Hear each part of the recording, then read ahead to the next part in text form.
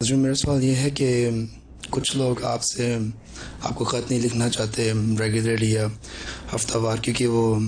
آپ کا دن اتنا مصروف ہوتا ہے اور وہ سمجھتے ہیں کہ آپ کا ٹائم ویسٹ ہو رہا ہے اس طرح، تو اس کے بارے میں یہ بہانہ ہے، ٹائم ویسٹ ہو رہا ہے تو پھر یہ بعض دفعہ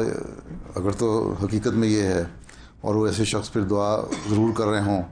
میرے لیے، ہیں ٹھیک ہے نا، کم از کم 2 نفل تو پڑھتے ہو نا پھر ایسے شخص دعا کر کے، لیکن وہ بھی نہیں، دعا بھی نہیں کر رہے اور خط بھی نہیں لکھ رہے، تو پھر تعلق نہیں قائم ہو سکتا. ٹھیک ہے، اگر تو لمبے لمبے خط لکھو تو نہ لکھو، 1-2 صفحے کے لکھو، مہینے میں یا 1 یا 2 خط لکھو، تعلق قائم ہو. یہ پتہ ہو یہ کہانیاں لمبی لکھنے کے بجائے ہیں، بلکہ کام کی بات بھی لکھنی ہو تو مختصر خط لکھنا چاہیے. میں تو ہمیشہ جماعتی طور پہ بھی ذاتی طور پہ بھی جو مسیح سالس کو اور مدیر آبے کو خط لکھا کرتا تھا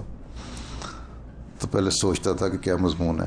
اور پھر یہ سوچتا تھا کہ 4-5 لائنوں سے زیادہ کا خط نہیں ہونا چاہیے تاکہ ان کی نظروں کے سامنے آ جائیں اور سارے پوائنٹ سامنے آ جائیں، اس کا جواب بھی آ جاتے ہیں. 300 میں خط لکھو گے تو وہ میری ڈاک کی ٹیم کو چلا جائے گا، وہ خلاصہ 1 لائن کا بنا کے اس کو مجھے دے دیں گے.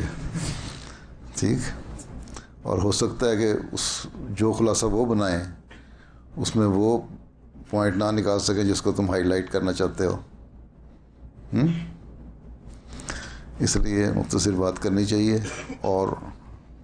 جامعہ کے طلباء کو تو ضرور لکھنا چاہیے اور مربیان کو بھی. ٹھیک ہے.